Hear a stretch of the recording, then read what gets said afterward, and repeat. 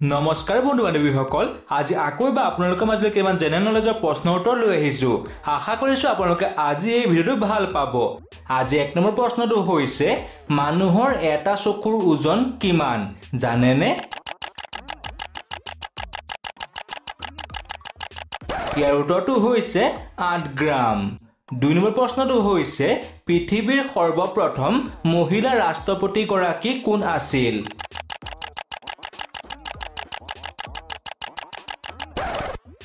ইয়াৰ উত্তৰটো হৈছে Maria এছলটেলা person. 3 number প্ৰশ্নটো হৈছে 71টা গীত থকা ভাৰতবৰ্ষৰ চিনেমাখনৰ নাম কি?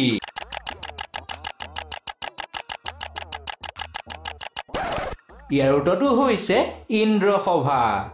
4 নম্বৰ প্ৰশ্নটো হৈছে বিশ্বৰ কোনজন বিখ্যাত ফুটবল খেলুৱৈক ক'লা মুকুতা বুলি জনা যায়?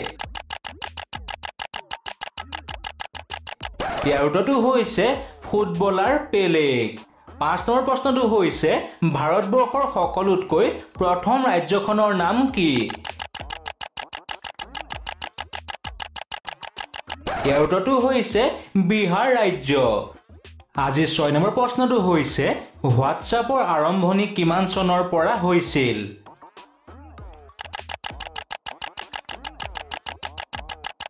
ইয়াৰ উত্তৰটো হৈছে 2009 চনৰ পৰা।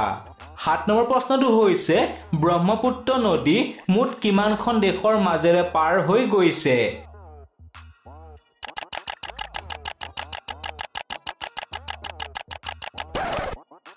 ইয়াৰ উত্তৰটো হৈছে 3খন।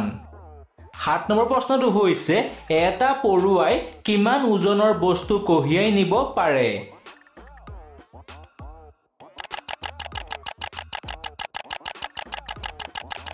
ইয়াৰ উত্তৰটো হৈছে নিজৰ ওজনতকৈ 4 গুণ গধুৰ। 9 নম্বৰ প্ৰশ্নটো হৈছে অসমৰ আশাৰীকান্দি নামৰ গাঁওখন কিহৰ বাবে বিখ্যাত?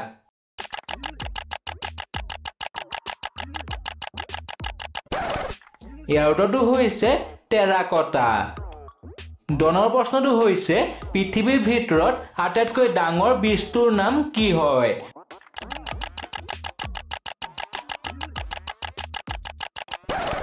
হয়, ইয়াৰ উত্তৰটো হৈছে নাৰিকল। 11 নম্বৰ প্ৰশ্নটো হৈছে আৰ্যসকলে ভাৰতবৰ্ষৰ প্ৰথমে ক'ত বাস কৰাৰ কথা জনা যায়?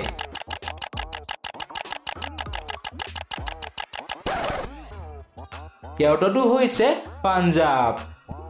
52 নম্বৰ প্ৰশ্নটো হৈছে কোনটো ৰঙৰ তৰংগ দৈৰ্ঘ্য কম? বন্ধু বান্ধৱীসকল, ইয়াৰ উত্তৰটো আপোনালোকে কমেণ্ট কৰি জনাই দিব। নতুন এটা ভিডিঅ'ত লগ পোৱাৰ আশাৰে আজিলৈ ধন্যবাদ।